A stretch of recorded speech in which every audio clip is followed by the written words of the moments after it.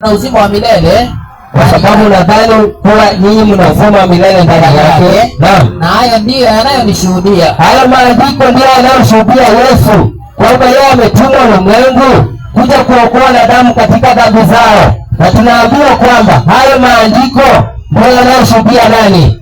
Yanayoshuhudia Yesu, kwa sababu yeye alitumwa kwa watu wake, lakini hawakumpokea. Lakini sasa ametumwa katika ulimwengu kwamba kila mmoja atakayefikia toba akaweza kuokolewa katika dhambi zake. Na tunaambiwa katika Mathayo 22:29 maneno yafuatayo kwamba 22:29 Biblia inasema hivi. Naam, 22:29 inasema, kwa sababu watu wamekuwa hawana hata muda wa kusoma neno la Mungu wakaweza kujua kwamba je, wanafaa kuishi namna gani, na je, Yesu alitumwa kwa ulimwengu kuja kufanya nini?